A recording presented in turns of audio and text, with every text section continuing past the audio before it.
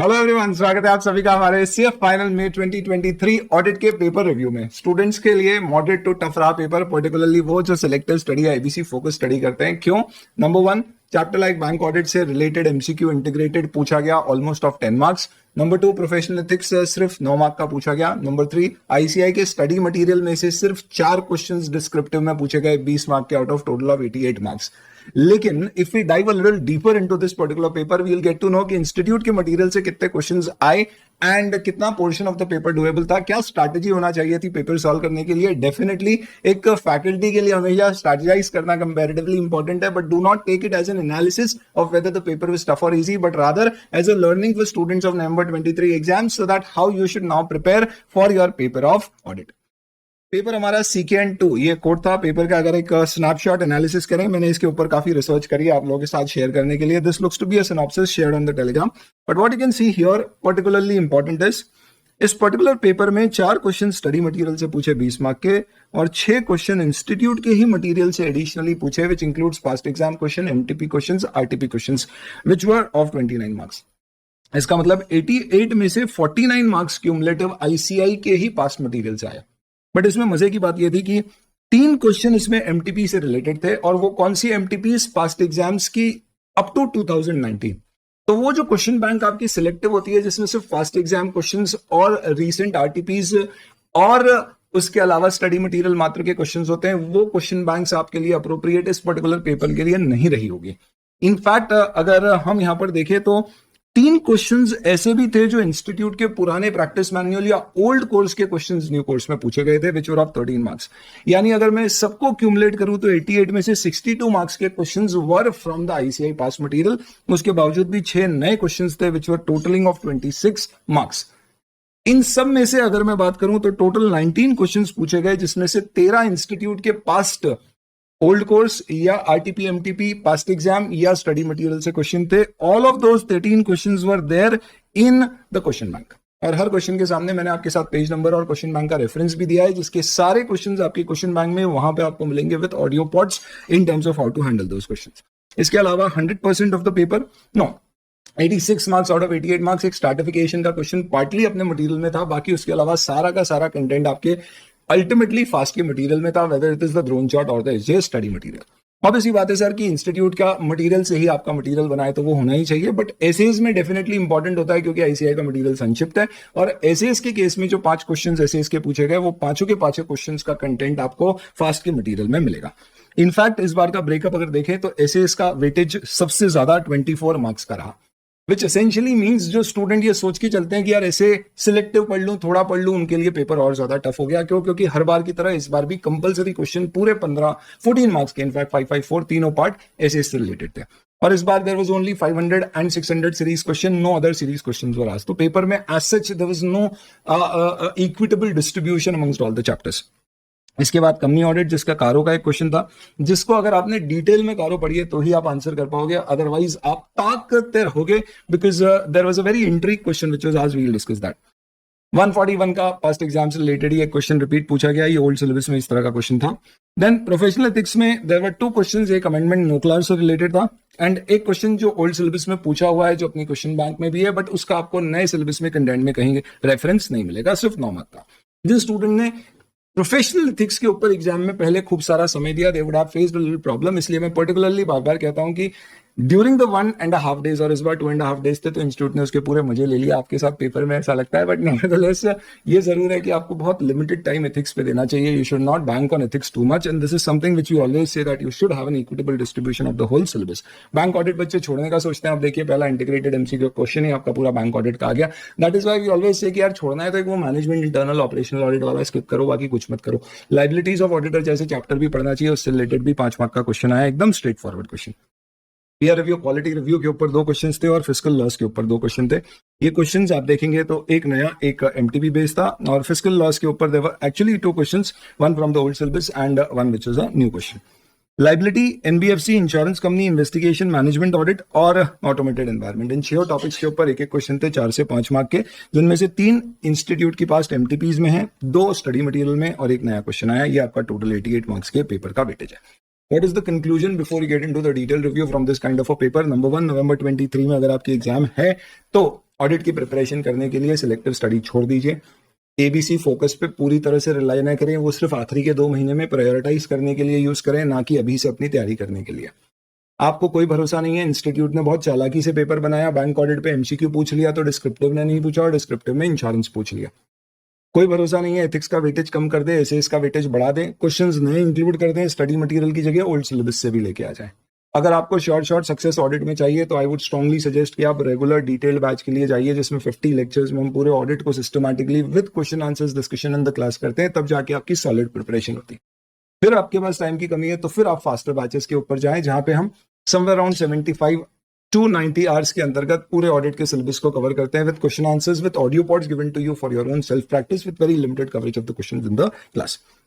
Nevertheless, now let's come to the detailed question answer discussion of each and every question. सबसे पहला question आपका ऐसे 570 से related था।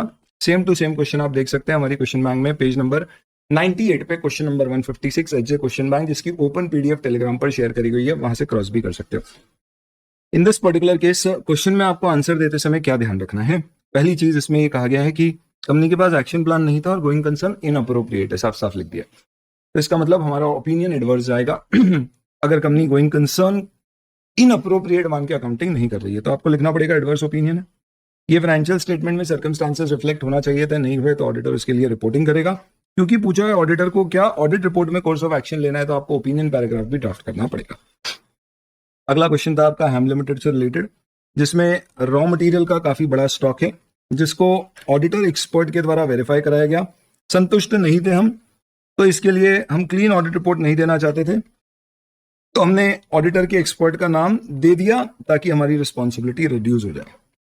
क्योंकि ऑडिटर एक्सपर्ट है तो ऐसे 620 एक्सपर्ट का नाम नहीं दे सकते। देना भी हो मॉडिफाइड रिपोर्ट के केस में तो लिखना पड़ेगा कि हमारी रिस्पॉन्सिबिलिटी इससे रिड्यूस नहीं होती है, अनमॉडिफाइड ओपिनियन में दे ही नहीं सकते। सेम क्वेश्चन आपको मिलेगा क्वेश्चन नंबर 184 पेज नंबर 118। अगला कंस्ट्रक्शन प्रोजेक्ट्स में है कंपनी और इसके लिए कई सारे एस्टिमेट्स लगते हैं और कई सारे सर्कमस्टांसेस हैं। तो इनफैक्ट क्वेश्चन में ये कहा गया है कि सारे एस्टिमेट्स को रिकॉग्नाइज किया गया है। उन्होंने देखा है कि कुछ सर्कमस्टांसेस चेंज हुए हैं जिससे अकाउंटिंग एस्टिमेट की नीड आ रही है, तो आपको इंक्वायरी करना है मैनेजमेंट से। तो क्या ऐसे सर्कमस्टांसेस हैं जिनके चेंजेस से रिलेटेड इंक्वायरी आपको मैनेजमेंट से करना होती है? ऐसे 540 में आपको ड्रोन चार्ट में क्वेश्चन बैंक में एसजे स्टडी मटेरियल में तीनों जगह ये मिलेगा question. In fact this was a new question not in the question bank but study material और ड्रोन चार्ट में आपको मिलेगा। क्या सर्कमस्टांसेस आपके नए ट्रांजैक्शंस हो गए, नए टर्म्स ऑफ द ट्रांजैक्शन हो गई, रेगुलेटरी रिक्वायरमेंट चेंज हो गई, इस तरह के आपके पॉइंट्स होते हैं जो आपको रिपोर्ट करना होते हैं। आपके रेफरेंस के लिए मैंने सारे के सारे क्वेश्चंस और उनके रिलेटेड आंसर्स यहाँ पे दे रखे हैं। तो जैसे आप देखेंगे question number 1C, this is basically what your ideal answer should be. हालांकि ये जो मैंने दिया है this is basically an extract from our material, precise answer हो सकता है वो ना हो, कुछ चीजें क्लिप करना हो, this is for your reference. Question number 2 ideally आपको ऑप्शनल में छोड़ देना चाहिए था, जस्ट बिकॉज क्योंकि इसके क्वेश्चंस थोड़े से डिफरेंट नेचर के थे और इसे आप ऑप्शनल में छोड़ के बाकी पेपर करते तो आई थिंक आप इसका एक डिसेंट स्कोर क्रिएट कर सकते थे। यहाँ पे क्वेश्चन में क्या कहा गया है, तो स्ट्रैटिफिकेशन का क्वेश्चन है ऐसे 530 से रिलेटेड। आपको दिया गया है कि हमने पूरी पॉपुलेशन को ऐसे डिवाइड किया है और इसको ऐसे डिवाइड करके हम चाहते हैं कि कोई दूसरी टेक्निक सैम्पलिंग की यूज करना चाहते हैं। स्ट्रैटिफिकेशन का कॉन्सेप्ट उसे क्लियर नहीं है ऑडिटर को, तो आप बताइए स्ट्रैटिफिकेशन का क्या कॉन्सेप्ट होता है और इसके क्या यूज है। तो नॉर्मली स्ट्रैटिफिकेशन या वैल्यू वेटेड सिलेक्शन के अंतर्गत हम पॉपुलेशन को डिवाइड कर देते हैं रिस्क कैरेक्टरिस्टिक्स या वैल्यू वेट के बेसिस पे, और फिर जो ज्यादा वैल्यू आइटम्स होती है एबीसी जैसा कि जिसमें नंबर ऑफ आइटम्स कम है और वैल्यू ज्यादा होती है, उन पर हम ज्यादा फोकस कर सकते हैं, ज्यादा रिस्की आइटम पे ज्यादा फोकस, बाकी के कम। इससे ओवरऑल हमारी सैंपल साइज कम होती है, हमारे सैम्पलिंग के रिजल्ट्स और बेहतर होते हैं। You can find the detailed part of the answer. This is obviously an extract of this. We'll have to basically given the answer. ये ऐसा मैंने रेफरेंस दिया, आप टेलीग्राम पे शेयर कर देख सकते हो इसको। अगला क्वेश्चन देखते हैं। एसपीएम लिमिटेड 50 साल एज ऑफ इनकॉर्पोरेशन से पूरे कर रहा है। ये लैंड खरीदना चाह रहा था और अपने डायरेक्टर से लेना चाह रहा है। तो इसमें बेसिकली एक नॉन कैश ट्रांजैक्शन हुआ है। तो आपको कारो के अंतर्गत क्लॉज 15 हम लोग ऐसे याद करते थे कि नॉन कैश में 10 का आधा ही मिलता है, तो 10, 5, 15 क्लॉज ऐसे याद रखें। तो डायरेक्टर्स के साथ अगर आपने कोई नॉन कैश ट्रांजैक्शन किया तो उसकी आपको रिपोर्टिंग करना पड़ती है। इसके अंतर्गत you have to basically give a detail reporting. इसमें इनफैक्ट मैंने सिर्फ कारो के पेज नंबर का रेफरेंस दिया है एंड आपको अल्टीमेटली यहाँ पे क्या करना है, you will have to basically put all the additional audit procedures which you will have to apply plus the reporting requirement which you will have to do in CARO. Next tax audit report के अंतर्गत there were 2 questions which were asked. पहला, एक company खरीदी थी, 40 लाख रुपए ज्यादा दिए थे गुडविल के। क्लॉज 18 में आपको बताना है कि अब गुडविल डिडक्टेबल नहीं है। क्लास में रिवीजन में पावर बैच में हर जगह बोला था कि अमेंडमेंट है, इसे ध्यान से करना, क्वेश्चन आ सकता है। उसके ऊपर आया, अमेंडमेंट के ऊपर क्वेश्चन आते ही आते हैं। देन इसके अलावा एक कंपनी है जो एग्रीकल्चर का बिजनेस कर रही है और कंसल्टेंसी कर रही है, और इसके खर्चों में दोनों के खर्चे हैं, तो जो इनकम आपकी टैक्सेबल इनकम का पार्ट नहीं बनती है उसके खर्चे भी आप इंक्लूड नहीं कर सकते। क्लास 21H के अंतर्गत आपको इसको मेंशन करना है, अपनी रिपोर्ट में बताना पड़ेगा कैसे रिपोर्ट करोगे। क्वेश्चन में आपको ध्यान रखना होगा कि इन सब केसेस में आपको क्या पूछा गया है। तो जैसे रिपोर्टिंग पूछी है तो आपको यहाँ पे बताना पड़ेगा कि रिपोर्टिंग कैसे होगी। अगर आपसे क्वेश्चन में प्रोसीजर पूछे होते हैं तो प्रोसीजर बताना है, यहाँ पे रिपोर्टिंग का question. Tax audit, audit under fiscal loss. Listing process में क्वेश्चन में कहा गया है यहाँ पे प्रोस्पेक्टस इशू किया गया है, टॉप एग्जीक्यूटिव है, उसमें देखा है कि कंपनी के अगेंस्ट कोई केस है जिसे इंक्लूड नहीं किया। ए जिसने ऑथराइज किया था अपने आप को डायरेक्टर बनाने का, और थोड़ा रिलक्टेंट था, तो उसने बोला था कुछ समय बाद डायरेक्टर बनेगा, और उसे पता था प्रोस्पेक्टस में ये इन्फॉर्मेशन गई है। बाद में सब्सक्राइबर को इससे लॉस हुआ, तो अब वो डिफेंड कर रहा है ए, भैया वो अभी डायरेक्टर नहीं है तो उसके अगेंस्ट कोई एक्शन नहीं लिया जाएगा। ऐसा क्वेश्चन भी है अपने क्वेश्चन बैंक में, और आंसर इसका सिंपल है। सेक्शन 35 के अंतर्गत कहा गया है कि अगर आप अपना कंसेंट देते हो कोई भी इन्फॉर्मेशन प्रोस्पेक्टस में देने के लिए, फिर आप अभी डायरेक्टर हो या कुछ इंटरवल बाद बनने वाले हो, और वो इन्फॉर्मेशन अगर गलत है जिससे लोगों को लॉस होता है, तो वो डैमेजेस के लिए आप जिम्मेदार होगे। इसके अलावा 447 की पेनल्टी भी आपके ऊपर इंपोज होगी। CTR एंड एसोसिएट्स, ये आंसर भी है आपके पास। CNTR partners, statutory auditor TP hotels के अपॉइंट किए गए। Audit form is a regular customer of the hotel, partner usually stay in the same hotel for traveling purposes. Normally, payment for such stays are settled on monthly basis raised by the company. Give your comment on qualification of audit firm as per the provisions of Companies Act. Section 141, subsection 3 के clause E के अंतर्गत आपको कहना होगा कि business relationship से arms length price पर हुई है, ऐसा अज्यूम करें तो कोई प्रॉब्लम नहीं। अज्यूमिंग की इंडेक्टनेस यहाँ पे 5 लाख से ज्यादा नहीं है। सिमिलर ऐसा क्वेश्चन है, उसमें भी आंसर ये सोच के दिया गया है कि इंडेक्टनेस 5 लाख से ज्यादा नहीं है, तो एज सच कोई डिस्क्वालिफिकेशन अट्रैक्ट नहीं होता है। SR and associate statutory auditor of ABC, audit pending है फाइनेंशियल ईयर का, क्योंकि ऑडिटर और कंपनी के बीच में कुछ डिस्प्यूट है। इसमें जो ऑडिटर है, इसे जब पता पड़ा कि इसे हटाया जा रहा है, तो इसने ROC को सारे disputes fix asset bogus creditor के बता दिए। ABC ने ICI को कंप्लेन करी है, तो आपको बताना है CA एक्ट और शेड्यूल्स के अंतर्गत कि क्या ऑडिटर ने सही किया। तो क्वेश्चन ऐसा है कि भाई मैं ऑडिटर हूं, मैंने कोई डिस्क्रिपेंसीज देखी, ऑडिट अभी पेंडिंग है, मुझे हटा दिया गया, तो मैंने ROC को इन्फॉर्म कर दिया कि कंपनी में बोगस क्रेडिटर्स और ऐसी हरकतें हो रही है, क्या मुझे गिल्टी माना जाएगा? तो आंसर इज यस। ये आपके कोड ऑफ एथिक्स के अंतर्गत chartered accountants act schedule 2 part 1 class 1 confidentiality का क्वेश्चन है। इसमें आपको कहना होगा कि कॉन्फिडेंशियलिटी ब्रीच हुई है, क्यों? क्योंकि ऑडिटर के पास ऐसी कोई रिक्वायरमेंट नहीं थी कि उसे ROC को ये चीज इन्फॉर्म करने की जरूरत थी। इनफैक्ट अगर आपको फ्रॉड्स पता पड़ते हैं तो आप सेंट्रल गवर्नमेंट को रिपोर्ट करते हो, और आप रिजाइन करते हो तो रेजिग्नेशन की इन्फॉर्मेशन आप ROC को देते हो। यहाँ पे दोनों ही सिचुएशन नहीं है। You'll be also finding the same particular question in our question bank. So it is not that it is something which was a new question. Beta Limited engaged in construction business year 2001. Auditors understands through construction estimate is vital for viability of construction business and requested information regarding financial and operating cost from management to review accounting estimate. Management refused to provide information to auditor, believing judgment and estimate made in prior period were based on information available at that time. And review of prior period information should not be done by the auditor in current financial year.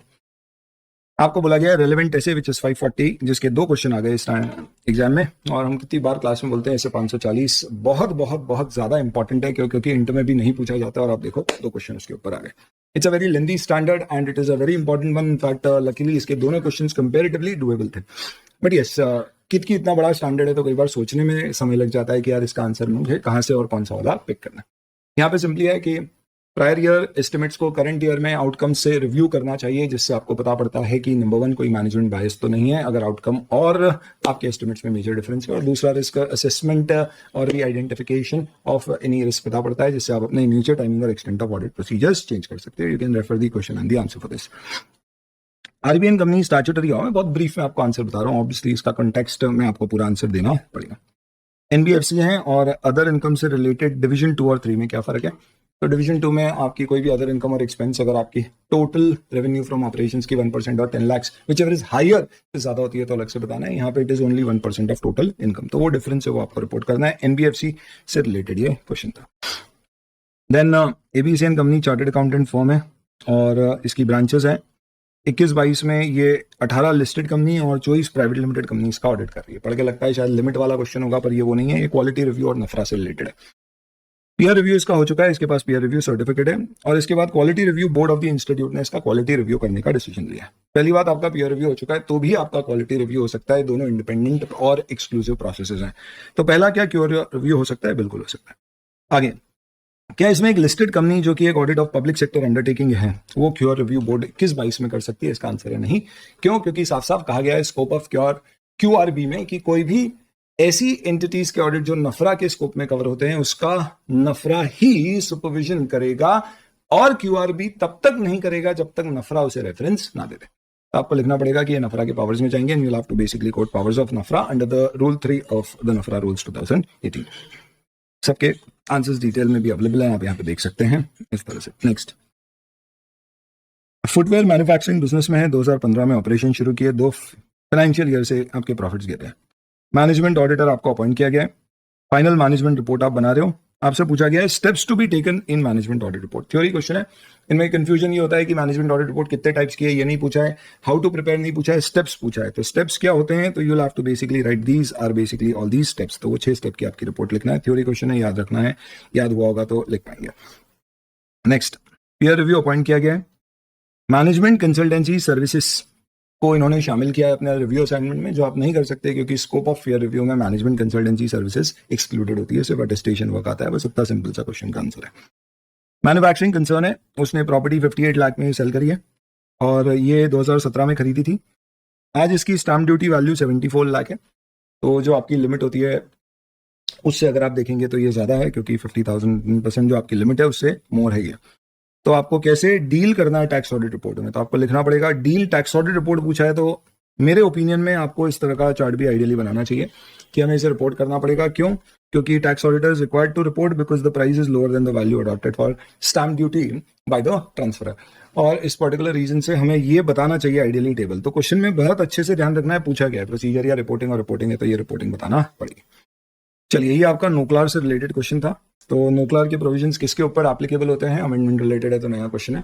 1, it is applicable on listed company, senior professional accountants, and senior professional accountant basically means KMPs who are chartered accountants. तो यहाँ पे director finance को पता पड़ा है कि कोई non compliance है, तो इसका मतलब उसके ऊपर, क्योंकि ये लिस्टेड कंपनी है, नोक्लार के प्रोविजंस लगेंगे, और उसकी रिक्वायरमेंट है कि वो मैनेजमेंट TCWG को हाईलाइट करे कि इस तरह का नॉन कंप्लायंस हो रहा है, और उसकी कोई लीगल रिस्पॉन्सिबिलिटी कहीं और रिपोर्ट करने की है तो वो भी करे। ऑटोमेटेड एनवायरनमेंट में क्या स्टैंडर्ड्स यूज किए जाते हैं? वंस अगेन थ्योरी क्वेश्चन है, अगर आपकी मेमोरी शार्प है तो आप आंसर लिख पाएंगे, ये इसका डायरेक्ट क्वेश्चन का आंसर है। देन आप एक यूनिट एक्वायर करना चाहते हो, तो आपसे पूछा गया इकोनॉमिक और फाइनेंशियल पोजीशन असेस करने के लिए क्या फैक्टर्स हैं जो आपको स्टडी करना पड़ेंगे। आपको ड्रोन चार्ट में भी इसका क्लियर कट आंसर मिल जाएगा। ये बेसिकली कुछ 4 फैक्टर्स है जो स्टडी मटेरियल में दिए गए, विच विल इंक्लूड कि आपकी 100% कैपेसिटी यूटिलाइजेशन है, ट्रेंड आपके प्रॉफिट्स का क्या है, वर्किंग कैपिटल आपके पास एडिक्वेट है या नहीं है, और फ्यूचर के लिए क्या आपके पास capital return on capital employed कैसा है। This is relating to your chapter of investigation. And then finally, auditor आपको इंश्योरेंस कंपनी का अपॉइंट किया गया है। एक्चुरियल असम्पशंस हैं, 2 चीजें पूछी है, एक तो रोल क्या है ऑडिटर का एक्चुरियल असम्पशन में, और किन एरियाज में एक्चुरियल डिपार्टमेंट कॉन्सेंट्रेट करता है। तो ये रोल है भाई ऑडिटर का, और ये एरियाज में आप कॉन्सेंट्रेट करते हैं। ये आपका पूरा पेपर का रिव्यू है। The idea of discussing this particular paper is very clear. Definitely students को पेपर ये टफ लगा, तो उस पर्टिकुलर सेंस में हम ये कह सकते हैं कि पेपर डेफिनेटली अपने आप में जो रूटीन स्ट्रीम में बनाया जाता है उससे डिफरेंट था, तो टफ या मॉडरेट टू टफ लगना लाजमी था। ऐसे पेपर अगर नवंबर में आए तो सर इस बार छुट्टी ज्यादा थी तो पूछ लिया, शायद वहां नहीं आएगा। आप तैयारी तो ये सोच के करो कि इससे भी डिफिकल्ट आया तो आप सॉल्व कर पाए, और उसके लिए जो मैंने आपको शुरू में स्ट्रैटेजी बनाई थी वो आप देखिए। मेरे हिसाब से क्या पेपर टफ था? Definitely it was not one of the easiest of the paper compare to the previous 2 attempts paper. Definitely the level was more than that, and उस सेंस में ऑब्वियसली जिनकी प्रिपरेशन, रिविजन और coverage strong रही होगी, they would have been able to solve it properly. बाकी ये आपके पूरा एनालिसिस है, सब कुछ मैंने आपकी रिसर्च के लिए दे दिया है यहाँ पे कि कौन से क्वेश्चन कहाँ से आए, ताकि आप इंश्योर कर सकें कि you just don't give importance to the study material only, other things also like things like your MTPs and your past exam questions, all those are also relevant. Fast की question bank नवंबर 23 के लिए ready हो चुकी है, weeks time will also be ready for dispatch, which is the comprehensive question bank, जिसमें हर question bank के साथ एक ऑडियो पॉड भी होता है, जिसके अंतर्गत आप उसको सुन के भी समझ सकते हो कि इसके आंसर में क्या कॉन्टेक्स्ट है, क्या पूछा गया इस क्वेश्चन में, रिपोर्टिंग पे ध्यान देना है, प्रोसीजर पे ध्यान देना है, क्या चीजों का ख्याल रखना है, एंड क्यों इसका आंसर ये है, क्यों और कुछ नहीं है। ऐसी सारी कॉमेंट्री होती है जो आप फास्ट ऐप से एक्सेस कर सकते हो। Everybody who buys a hard copy of the question bank gets that particular access to that book as well. बाकी आपके कोई क्वेश्चन रह गए तो पूछिएगा। The idea is not to make you worry about the paper of audit which you've already done, but it is basically to sensitize students who are coming for the November 23 exams as to how should they prepare for their paper of audit. Thank you and wish you all the very best. November 23 के साथ में तैयारी करेंगे.